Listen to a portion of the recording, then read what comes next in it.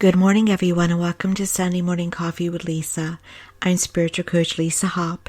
It is Sunday, December 13th, 2020. If you're new to my podcast, welcome. Thank you so much for joining. Please be sure to subscribe and to share, and also check out my business page on Facebook under Spiritual Coach Lisa Hopp, as well as go to my website at lisahopp.com. That's lisahopp.com for all about me, my books, all about my services, and all about my upcoming events. I'm presently starting to load the 2021 events, both virtual and in person. So check it out. If you're not in the local New Jersey area, you can also make appointments via telephone and Zoom and attend the virtual events. And for those of you coming back every week, thank you so much, my intrepid listeners. I appreciate you guys so much. Thank you for your feedback. Thank you for just being so important and for being loyal and for being supportive. I appreciate you just so much. I might have said supportive twice, so excuse me. But I mean it. I mean it. You might have heard I have a water bottle here along with my coffee, and it just kind of snapped a little bit. That was the water. Sorry about that. So let's get started on today's topic. First, I'd like to wish everyone who celebrates a happy Hanukkah. We are now in the holiday season. And it's always, isn't it, a very emotional time, stressful time if we allow it to be. Sometimes we can't help but feel stressed this time of year, even though we may try. It can be wonderful for those who love the season and can make others feel like they're drowning. So the topic today has to do with the attitude that is very important this time of year, but important at any time of year. But especially this time of year because it can be such a raw and emotional and empty time. It's at this time that we miss those who have departed to heaven. It's at this time that we miss those who have left our lives but are still on earth. Perhaps during this time, the stresses of finances are prevalent, or health is something that you're dealing with, and you don't have the strength or the ability to fully enjoy the season or be as active as you want to be. So this time can have a lot of challenges.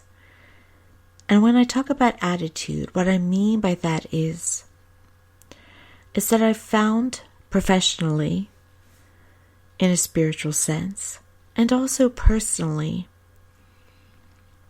that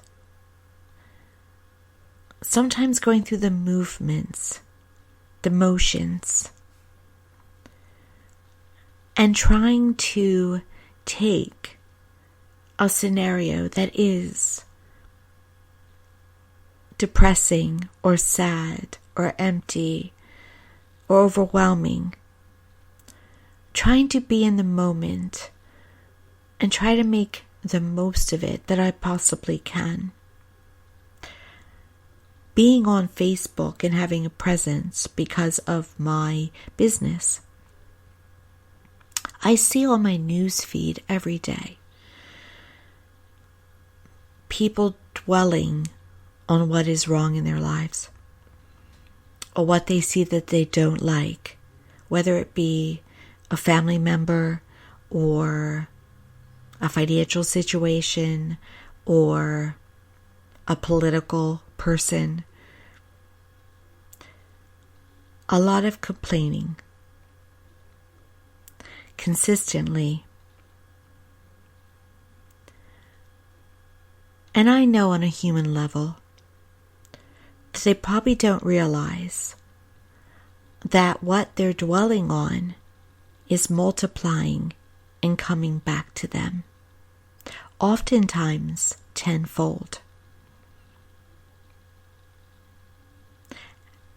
And many times, also, the person who every day speaks about how their life isn't working out the way they want it, or that nobody cares, or how sad they are, is often asking for help, is perhaps screaming for help, and for someone to pay attention. And knowing that you have that attention can be very important. But it is also important to understand that yes, while it is important to have people to speak to that will be supportive and will be there to care and understand, it is also important to try as hard as you can to pick yourself up and to try to find even the most minimal blessing in some way. This year, for me, the holidays are incredibly difficult, but I keep my eye on others around me. There may be someone around me who has it worse than me. There's young people in the family that deserve to have a good holiday. We don't want them going through their lives not having the best memories. We want to give them a light in the darkness, a memory that they can say, it was awful, but this was there, this good moment, this moment of smiling or laughter, favorite foods, Christmas lights. And so I try, not only because I understand that what I put out I get back, but I try for the goodness of others as well. And I've seen it is returned to me. It is. And I love that. You're not supposed to expect, when you're kind and when you try to be generous and positive, you're not supposed to expect it back. Because if you expect it back, then it's conditional. And whenever we do something conditional, it stagnates the energy. It halts it. So we don't get back what perhaps we deserve. We always must give unconditionally and with good heart. If we can't, then we should not give. It's really that simple, whether it's to a person or to a charity. So when we do give, it should be wholeheartedly. And we should do it because it's enjoyable and because we fully want to. And then, when we least expect it, it will come back to us, and oftentimes in monumentous ways. And it always does. It's natural law. It's a natural law of the universe that what you put out, you get back. Now, putting out is not just physical, through actions and actual deeds. What you put out emotionally comes back to you as well. So let's say you're a Grinch this holiday season. You're going to get Grinchy stuff come back to you. At some point, hopefully not that much, but you will. It's natural law. And I would imagine that you really don't want Grinchy stuff coming back to you, that you really would like to have good flow come back to you, the kindness of others, the generosity. It matters that we receive that, no? And you're worthy of it and deserving of it. But you have to make sure that you are putting out what you really want to put out in answer to what you really want to receive. Now, we all have moments. I have moments. I have moments when I don't like people very much. I don't mind telling you that because I'm human. But I try not to dwell on my dislike of others at times. And if I dislike someone, it's because perhaps there's someone who wishes not to be likable. But I don't dwell on that.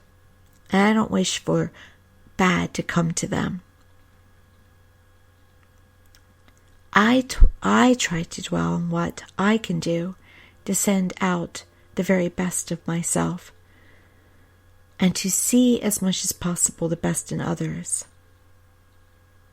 Or at the very least, not put out a negative vibe or the worst of myself out to others. Now, we all can slip up in a moment. It's when you do it day in and day out that it will fully come back to you. I try to always live in good karma, but yes, I can mess up. But then I always go about trying to fix it pretty quickly. The greatest way to fix it is to make it an inside job. Make sure your inside self is feeling peaceful as much as possible and positive as much as possible. Not wishing harm to others, not wanting to have revenge, not feeling envy or anger. Anger is a natural emotion and often righteous and understood. It's when you dwell on anger day in and day out. That's when you attract more to be angry about. So it's very important. When I speak about attitude, I mean it's how you wish to see your world and how you wish to be a part in your world. What participation you wish to make. Do you want to be someone who participates positively in your life? Or someone who is grumpy? Do you want to be someone who tries to see the best in others as much as possible? Or think negatively about others? It's a choice. It's always a choice. When I see people in my world who don't think about others, who take advantage, who in some way there's been a wrong because of them, I can still be positive and peaceful because I know that energy always wins out. There are always consequences to actions for all of us. That doesn't mean that I'm wishing for consequences in a bad way, because I do try to be very careful about what I put out. But I also can have the peace of knowing that everything is in a right and divine order. It's being taken care of, even if I don't see it myself. And something is working, whether I see it or not. So it's not always as it appears. Very important to keep in mind. And so we can know that as we go through our lives. There are not people out there getting away with something all the time. Our financial situation can always change in the next minute by unexpected means. There can always be a positive turn with our health. Our relationship can always get better. What we ask for is ours to receive. But we have to focus on the best and possible way, the best and possible receipt. So how do you do that in the way of finances? If you put out consistently, I don't have enough, and any worry about money, the emotion of worry will do that. It doesn't have to be with words. It doesn't have to be with thoughts. It is also very strongly about how you feel. Your financial situation will not change, no matter how wonderful or deserving you are about it, of receiving. But if you can manage to speak abundantly, and you can manage to concentrate on what is going right in your life, to walk around with the peace and the feeling of abundance, if you do that long enough, even if you can pull it off for just 30 days, even 21 days, abundance will start to make its way into you. That is the truth. All the millionaires and billionaires know it. And it's there for you as well, that knowledge, that understanding. Now it takes work, because it's incredibly easy to worry about bills.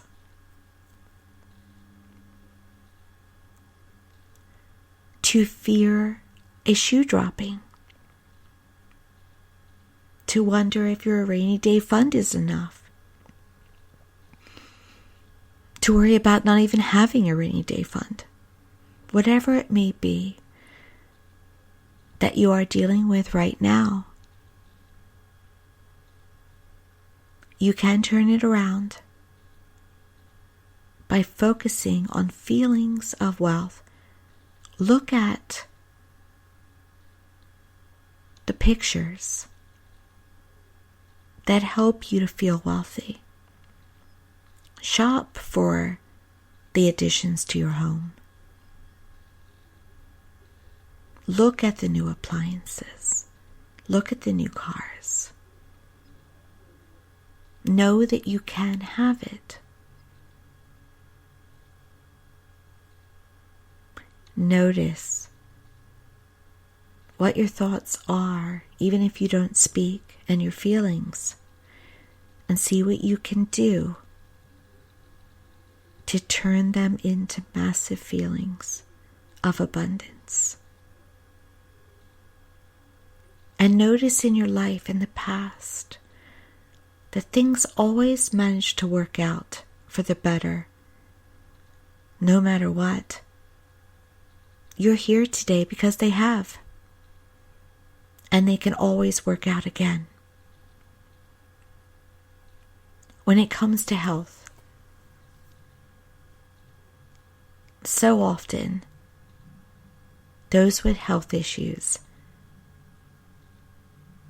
dwell on the health issues, and that is realistic because it's a huge part of your life, especially if you have to go to doctors and treatments. But the way to health is through concentrating on wellness. So when you walk around or sit, feel healthy Feel good. Feel energetic as much as you possibly can. It has to help. That's why they say laughter is the best medicine. That's why doctors will talk about how positive mindsets help patients with terminal illness. It strengthens the immune system. It raises the vibration of their bodies in order to fight what they're fighting. When it comes to relationships, that one's a hard one too sometimes. In your relationships,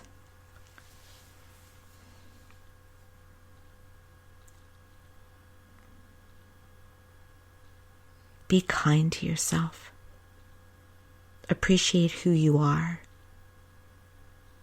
and the wonderful, generous person that you are. And give what you want to receive back. And do not allow yourself to be invited to negativity or fights or battles or tumultuousness or drama. Step out, step away, and try to align yourself with those who are supportive and kind for the most part. Everyone has a weak moment. Everyone tries really hard.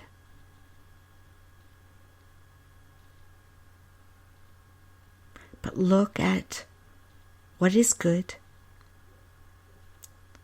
Be honest. Honor yourself.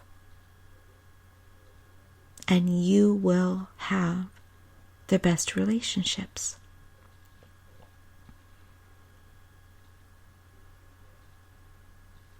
It is about not settling, but appreciating what you have at the same time.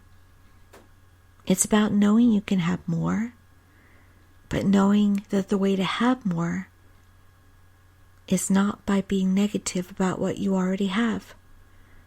When you go into a work, into a job,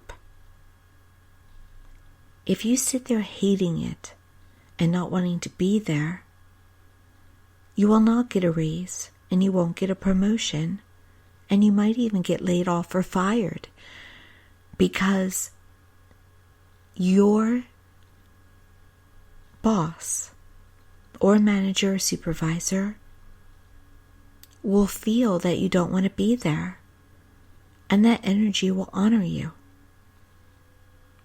But if you go in and you center yourself on getting your tasks done, you will open up doors and windows for better opportunities. So it's always very important to be in the present moment, centered, positive, grateful for where you are, while looking always to how you can move forward. We're here on this earth to grow and expand and create. And that always means moving forward. And while we could take rests, it really is about the journey. Make your journey a good one. Smile. Today I opened up a door for someone, and they smiled under their mask. And it was a positive vibe. And that positive vibe will multiply. And someone in my future will want to help me out. But I didn't do it for that vibe, for that helping me out, for that return. I did it because it was the right thing to do. to be positive and kind and serve another, even in the smallest way.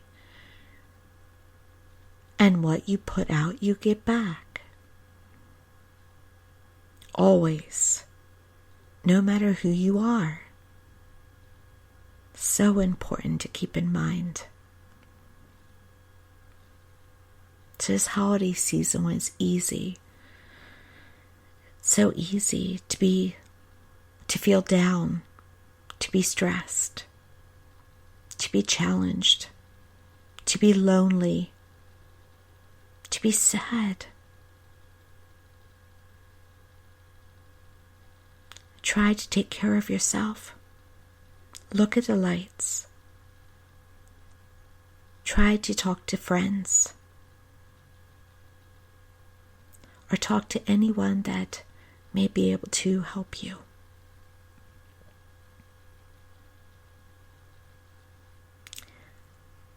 And especially, be sure to be brave and generous.